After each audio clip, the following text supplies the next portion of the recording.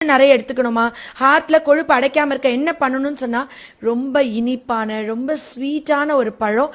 ஆனா நம்மளுடைய கொலஸ்ட்ராலை குறைச்சி ஹார்ட் அட்டாக் வராம தடுக்குது.